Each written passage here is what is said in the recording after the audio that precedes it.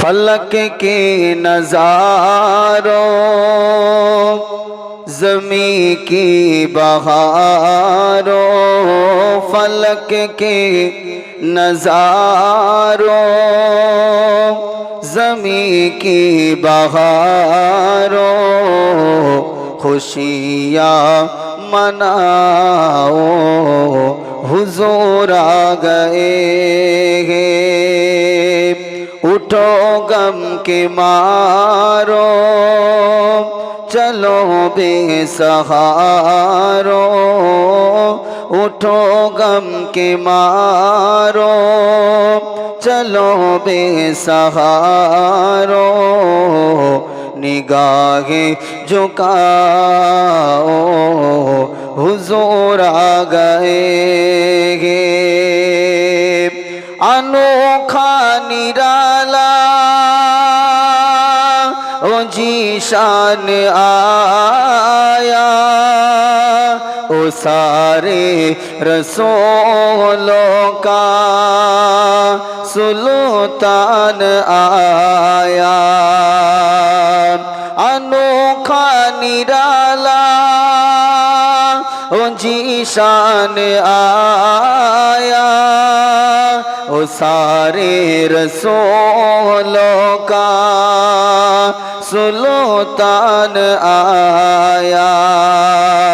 अरे कज को लाओ, अरे बादशाह हो, अरे कज को लाओ, अरे बादशाह हो, निगाहें झुकाओ हुजूर आ गए हैं। अल्लाहुम्मा सल्ली अला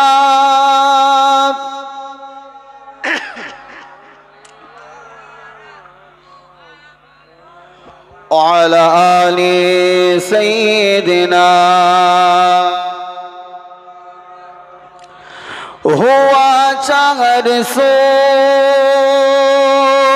रहमत का बसरा, उजाला उजाला सवेरा सवेरा,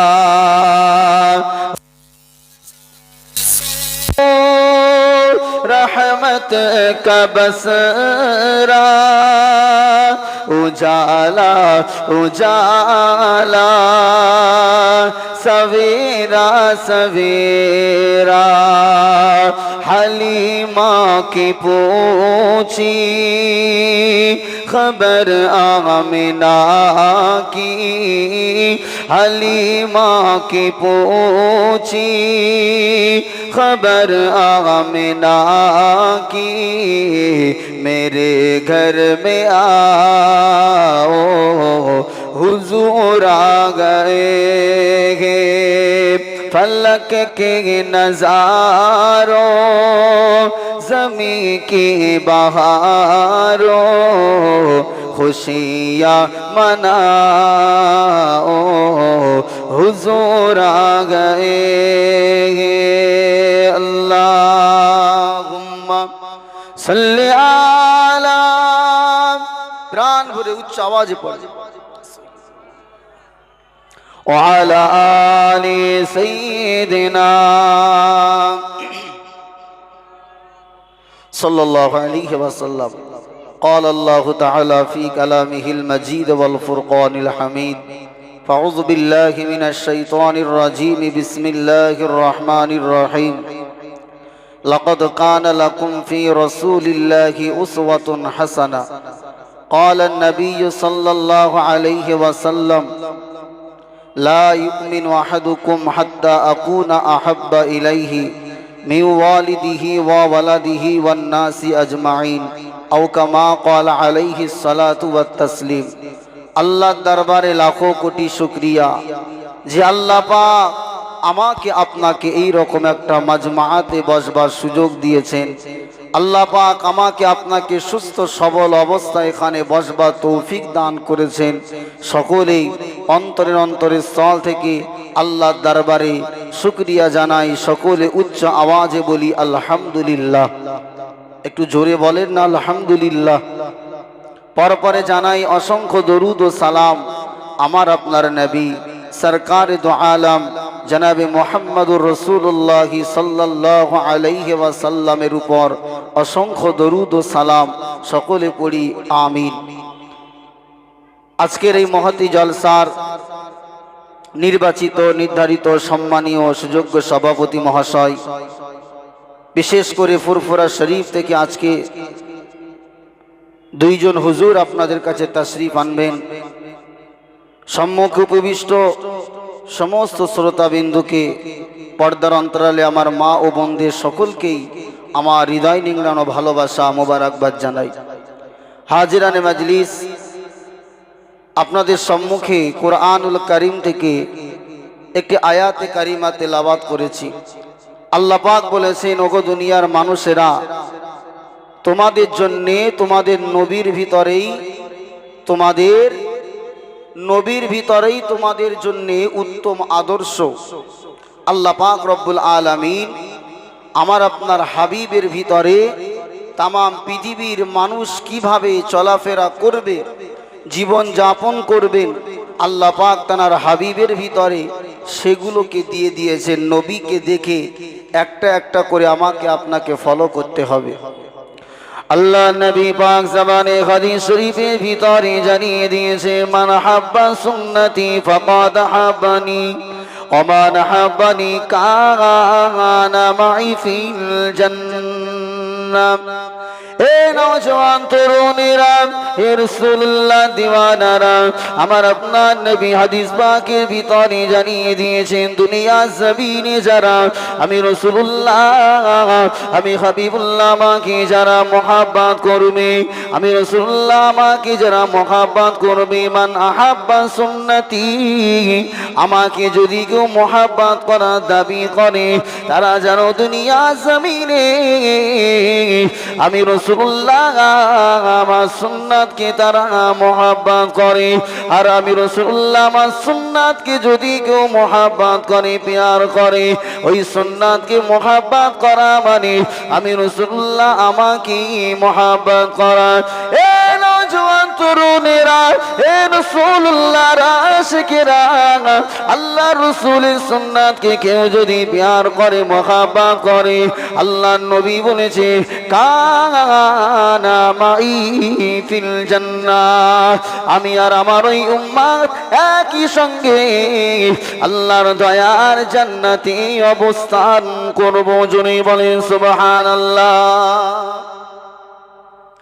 এ নওজওয়ান তরুণেরা, এ রাসূলুল্লাহর আশিকেরা, আল্লাহর রাসূলকে মুখে মহব্বতকারী দুনিয়া জমিনে অনেকে তো পাওয়া যায়, যারা বলে আমরা নবীকে মহব্বত করি, আমরা গোলাম আশিকে রাসূল, কিন্তু আশিকে রাসূল তারা মুখে হয়তো দাবি করে, কিন্তু তাদের কাজে, তাদের সুন্নাতে, তাদের কর্মে, তাদের লিবাসে, তাদের পোশাকে, তাদের আচার ব্যবহারে আল্লাহর রাসূলের প্রকৃত আশিকের প্রমাণটুকু পাওয়া যায় না।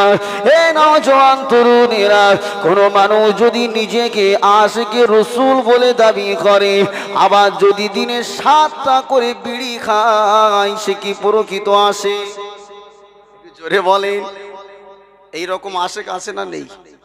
একটু আওয়াজ দিয়ে বলে রাসূলকে ভালোবাসে কিন্তু বিড়িটা ছাড়ে না, আছে না? এই জোরে বলছেন না কেন? কুরুমবেলে মনে হচ্ছে এই ওয়াজ নেই। এই কুরুমবেলে এরকম আল্লাহর বান্দারা নেই, সব আল্লাহর ফারিস্তা। বাবা মার আছে না নেই? জোরে বলেন। মুখ থেকে বলে রাসূলুল্লাহকে ভালোবাসি, যখন নবী দিবসের মাস আসে, জামার বোতাম, জামার কলার ছেড়ে দিয়ে রাস্তায় যেভাবে নবীর ইশক প্রমাণ করবার জন্য জুসনে জুলুস বার করে, দেখে মনে হয় জান্নাত থেকে পালিয়ে এসেছে। এত বড় জুব্বা, মাথায় পাগড়ি, আর গায়ে যা আতর মারে, একদম এলাকা পুরো সেন্ট করতে করতে দৌড়াচ্ছে। ব্যাস, দিনটা পার হয়ে গেল। আমি আশিকে রাসূল না আশিকে শয়তান বোঝা যায় না? বাপ আছে না নেই? এ নওজোয়ান তরুণেরা, এ রাসূলুল্লাহ দিওয়ানারা, আল্লাহর রাসূলকে কেউ যদি বলে আমি মহব্বত করি, মুখে বললে হবে না, মুখে বললে হবে না। যারা আল্লাহর রাসূলকে প্রকৃত পক্ষে মহব্বত করে, প্যার করে, প্রেম করে, অবশ্যই অবশ্যই তারা আল্লাহর রাসূলের সুন্নাতকে মেনে চলে। আর যারা আল্লাহর রাসূলের সুন্নাতকে মেনে নেবে, আমার আল্লাহ পাকের হাবিব বলেছে সে আমার সঙ্গে দয়া জান্নাতে থাকতে পারবে। এ নওজোয়ান তরুণেরা, আগে জানতে হবে সুন্নাত মানেটা কি। সুন্নাত মানে কি বলুন? সুন্নাত মানে কি জানেন? সুন্নাত, ওয়াজিব, ফরজ, মুস্তাহাব, মুস্তাহাসান, নফল, এসব শুনেছেন না? সুন্নাত কাকে বলে? বলেন, কেউ কোনো কথা বলে? আল্লাহ রসুলের সুন্নাত মানে অ্যাকচুয়ালি পথ, রাস্তা। আল্লাহ রসুল সাল্লাল্লাহু আলাইহি সাল্লামের তরিকা, আল্লাহ নবী যেটা করেছেন, উম্মাদকে করবার আদেশ দিয়েছেন, সেটাকেই বলা হয় সুন্নাত। আল্লাহ নবী যেটা করেছেন কিন্তু উম্মাদকে করবার অনুমতি দিইনি, সেই সুন্নাত কি আমাদের মানলে চলবে? যেমন একটা উদাহরণ দিই, আল্লাহ রসুলের 9টা বা 11টা মতান্তরে বিবি ছিল, ঠিক না বেঠিক? আল্লাহ নবী 9টা বা 11টা বিবাহ করেছেন। এখন যদি কোনো উম্মাত মনে করেন যে রাসূলুল্লাহর এই সুন্নাতকে টিকিয়ে রাখবার জন্য আমি 11টা বিবাহ করব, করা যাবে? নবী করেছেন, আপনি করতে পারবেন? সুন্নাত আদায় করবার ক্ষেত্রে এটা নবীর জন্য আমার আল্লাহ খাস করেছেন। কার জন্য? নবীর জন্য আল্লাহ খাস করেছেন। কোন উম্মাত 11টা বিবাহ করতে পারবে? জোরে বলেন, পারবে না। উম্মাত যদি বিবাহ করতে চায় সর্ব কটা? 4টি। আল্লাহ পাক সূরাতুন নিসার ভিতরে এই আয়াত বলেছেন। তাহলে আল্লাহ রসুল যেটা করেছেন, উম্মাতকে করবার উৎসাহিত করে গেছেন, সেটাকেই বলা হবে সুন্নাতে নববী। আর ওটাই আমাদেরকে মানলে অধিক সওয়াব পাওয়া যাবে। জোরে বলেন সুবহানাল্লাহ।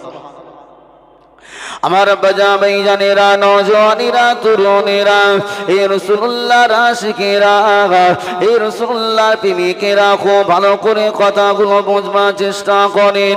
একটা হাদিস আপনাদেরকে শোনাই। আল্লাহর নবী যে হাদিসের উপরে চিরজীবন আমল করেছেন এবং উম্মাতানি দিগকে আল্লাহ রাসূল যে হাদিসটাকে মানবার জন্য বড় তাকিদ দিয়ে গেছেন, কিন্তু এই হাদিস সমাজের বুকে যুব সমাজ আর মানতে চাই না। আল্লাহ রসুল 1500 বছর আগে হাদিস পাকের ভিতরে জানিয়ে দিয়েছেন, মা আসফালা মিনাল কাবাইনি মিনাল ইজারি ফিন্নার। আল্লাহ নবী বললেন, দুনিয়া জমিনে কোন পুরুষ যদি তার পাজামা, তার লুঙ্গিটা যদি টাকনুর নিচেতে পরিধান করে, আমার আল্লাহ পাক ওই বান্দাটাকে, ওই ব্যক্তিটাকে জাহান্নামের আগুনে জ্বালিয়ে দেবে। হে নওজওয়ান তরুণেরা, আল্লাহ রাসূল যতদিন হায়াতে জিন্দেগিতে ছিলেন, আল্লাহ নবী সর্বক্ষণ সর্ব অবস্থায় তিনি তার লুঙ্গি বা পায়জামাটা আল্লাহ রাসূল তার টাকনুর উপরে পরিধান করতেন। আল্লাহ নবী এটাকে কঠিনভাবে সতর্ক করে গিয়েছে, দুনিয়া জমিনে যে ব্যক্তি তার পাজামা বা প্যান্ট বা লুঙ্গিটা তার টাকনুর নিচেতে পরিধান করবে, আল্লাহ পাক ওই ব্যক্তিটাকে জাহান্নামের আগুনে জ্বালাবে।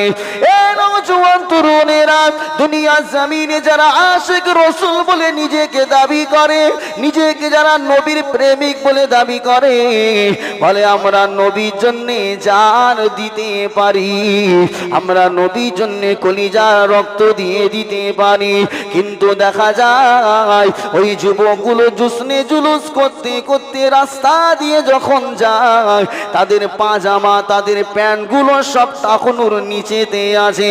হে নওজওয়ান তরুণেরা, রাসূলুল্লাহ দিওয়ানারা, আপনি যদি প্রকৃত রাসূলের আশিক হয়ে যেতেন, কখনো আপনার পাজামা বা প্যান্ট আপনার টাকনুর নিচে থাকতো না। আছে না নেই? জোরে বলেন। এত বড় মুখে দাড়ি রাস্তা দিয়ে যখন যায় যেন মনে হয় এলাকার সমস্ত রাস্তাঘাট ঝাড় দেওয়ার টেন্ডার নিয়েছে। কথা বলেন, নেই? ঝাড় দিতে দিতে যাচ্ছে অহংকার করে। আবার অনেকে মোস্তানি দিয়ে টাকুনোর নিচেতে টেনে টেনে প্যান্টটা লাভিয়ে দেয় যুবক ছেলেরা।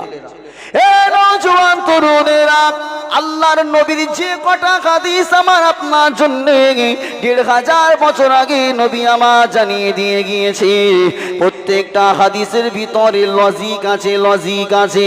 আমার আপনার নবী আখিরি জামানার পয়গম্বর, তিনি শুধুমাত্র নবী নন, আল্লাহ পাক তাকে তামাম পৃথিবীর মানুষের জন্য মুআল্লিম অর্থাৎ শিক্ষক, গুরু, শিক্ষা গুরু হিসাবে আল্লাহ পাঠিয়েছিলেন। জোরে বলেন সুবহানাল্লাহ।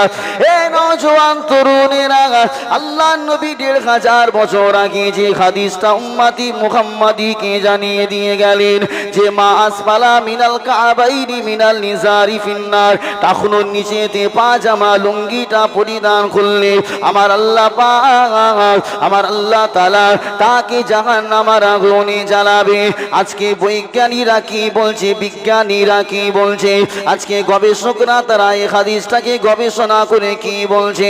এ নওজোয়ান তরুণেরা, আজকে সমাজে যারা ইসলামিক চিন্তাবিদ রয়েছে, আজকে সমাজে যারা গবেষক রয়েছে, তারা পরীক্ষা নিরীক্ষা করে গবেষণা করে দেখতে পেয়েছে পুরুষের টাকুনোতে অগণিত হরমোন থাকে। কোন যুবক যদি দিনের পর দিন তার টাকুনোটা, তার গোড়ালিটা পাজামা বা লুঙ্গি তারা আবৃত করে ঢেকে রেখে দেয়, ওই যুবক যিনিটার হরমোনের সমস্যা দেখা দেয়। এ নওজোয়ান তরুণেরা, এই কারণে আল্লাহ নবী তিনি সমস্ত মানুষ দিগকে, পুরুষ দিগকে শিক্ষা দিয়ে গেলেন, ও আমার সাহাবায়ে কেরামেরা, ও আমার উম্মাতানিরা, তোমরা যখনই পাজামা বা লুঙ্গিটা পরবে, টাকুনোর উপরে পড়বে, এটা শুধু আমি রাসূলুল্লাহ আমার সুন্নাত হবে না, এটা তোমার জন্য বড় উপকার রয়েছে। জোরে বলেন সুবহানাল্লাহ, আরো একটু জোরে বলেন সুবহানাল্লাহ। এ নওজোয়ান তরুণেরা, আমার আপনার নবী আখিরি জামানার পয়গম্বর জনাবে মুহাম্মদুর রাসূলুল্লাহ, তিনি যে तमाम পৃথিবীর মানুষের জন্য শিক্ষা গুরু। আর একটা প্রমাণ আপনাকে বলি, দুনিয়া জমিনে আপনি এখনো বিভিন্ন গ্রন্থগারে, বিভিন্ন লাইব্রেরিতে বইটা পেয়ে যাবেন। বাংলাতে বার হয়ে গেছে, বইটার নাম বলে দিই ১০০ মনীষীর জীবনী। ১০০ মনীষীর জীবনী, যে বইটার লেখক হচ্ছে মাইকেল এইচ হার্ট।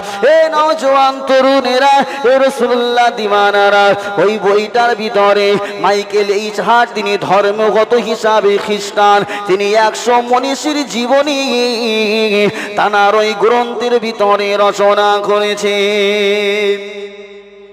এ দুনিয়ার জমিনের মানুষেরা, এ আল্লাহ পাকে বান্দা বান্দিরা, খুব গভীর মন দিয়ে কথাটা বুঝবার চেষ্টা করেন। মাইকেল এইচ হার্ট ১০০ মনীষী জীবনী রচনা করতে গিয়ে যার নামটা সর্বপ্রথম তার বইয়ের প্রথমে লিখেছেন, তিনি আর অন্য কেউ নয়, তিনি হলেন আমার নবী, আপনার নবী, আকায়ে নামদার, তাজদারে মদিনা, মুফাখরে মওজুদার, রহমাতুল লিল আলামিন, হুজুর মুহাম্মদুর রাসূলুল্লাহ সাল্লাল্লাহু আলাইহি ওয়াসাল্লামের নামখানা মাইকেল এইচ হার্ট তার বইয়ের প্রথমে রচনা করেছে। একটু জোরে হবে না? নারায়ে তাকবীর। খ্রিস্টান, তিনি তো তানা ধর্ম মানে কিতাবের ভিতরে কোনো একটা খ্রিস্টান মনীষীর জীবনী প্রথমে দিতে পারতেন, ঠিক না বেটি? তিনি চিন্তা করে গবেষণা করে অনেক ভেবে আল্লাহ রসুলের নামটা প্রথম নাম্বারে এনেছেন। সুবহানাল্লাহ বলেন। কারণ একটা কি, ওনাকে ভক্তবিন্দু যারা জিজ্ঞাসা করেছিল, স্যার আপনি একজন খ্রিস্টান হওয়ার পরেও মুসলমানদের নবীদের নাম মুহাম্মাদের নামটা কেন আপনার বইয়ের প্রথম পৃষ্ঠাতে লিখলেন? রাসূল দিওয়ানারা শুনলে অবাক হয়ে যাবে। ওই সময়তে মাইকেল এইচ হার্ট জবাবে বলেছিল, হে আমার ভক্তবৃন্দরা, আমি মাইকেল ইসার আমার কিতাবের প্রথম পৃষ্ঠাতে মুহাম্মাদুর রাসূলুল্লাহ নামটা কেন লিখেছি জানো বাবা? আমি লেখার কারণ হলো মুহাম্মাদুর রাসূলুল্লাহ সাল্লাল্লাহু আলাইহি ওয়াসাল্লামের দুইটা হাদিস, দুইটা কথা আমি মাইকেল ইসার পড়েছি। মানুষেরা শুনলে অবাক হয়ে যাবে। আমার আপনার নবী যখন মক্কার মরুভূমিতে এসেছিলেন তখন কোন পরীক্ষা করবার আলাদা করে কোন ল্যাবের জন্ম হয় নাই। সেই যুগে কম্পিউটার, স্যাটেলাইট, নেট বলে কিছুই ছিল না। আধুনিক কোন যন্ত্র আবিষ্কার তখন হয় নাই। কিন্তু আমার আপনার নবী জনাবে মুহাম্মাদুর রাসূলুল্লাহ সাল্লাল্লাহু আলাইহি ওয়াসাল্লাম কত সুন্দর গ্রাম এলাকার মানুষকে, তাম পৃথিবীর মানুষদিকে শিক্ষা দিয়ে গিয়েছে। এ নওজওয়ানেরা, মাইকেল ইসার ওই সময় তার ভক্তদেরকে ডেকে বলেছিল, এ আমার ভক্তবৃন্দরা, আমি মুহাম্মাদুর রাসূলুল্লাহ দুইটি কথা, দুইটি হাদিস আমি পড়েছি। হাদিসের ভিতরে এক নাম্বার হাদিস, মাইকেল ইসার তিনি বলতে লাগলেন, আল্লাহ নবী এখান থেকে ১৫০০ বছর আগে জানিয়ে দিয়ে গিয়েছেন তার ভক্তবিন্দুদেরকে, তার সাহাবায়ে কেরামদেরকে তিনি জানিয়ে দিয়ে গিয়েছেন, সাবধান করে দিয়ে গিয়েছেন, কোন খাবারের পাত্রে যদি কুকুর মুখ লাগিয়ে দেয়, আল্লাহর নবীর উক্তি হলো, হে আমার উম্মাতানিরা, ওই পাত্রখানা তোমরা ৭ বার মাটি দিয়ে ধুয়ে ফেলবে। কতবার? একটু জোরে বলেন। কিন্তু সাধারণত আমরা জানি আমাদের জামা, আমাদের লুঙ্গি, আমাদের পাজামা যদি নাপাক হয়ে যায় ৩ বার ধুললে সেটা পবিত্র হয় না। এ নওজওয়ান তরুণেরা, কিন্তু আমার আপনার নবী জনাবে মুহাম্মাদুর রাসূলুল্লাহ সাল্লাল্লাহু আলাইহি ওয়াসাল্লাম হুজুর আমার, তিনি ৭ বার কেন কাপড় ধোয়ার, ৭ বার কেন ওই কুকুরের লালা, কুকুরের মুখ দেওয়া খাবারের পাত্রটা ধোয়ার কথা বললেন? মাইকেল ইসার বলল, এই হাদিসটা পড়ে আমি চিন্তা করলাম, মুহাম্মদ একবার কেন বললো না, ২ বার বললো না, ৭ বার কেন বললেন?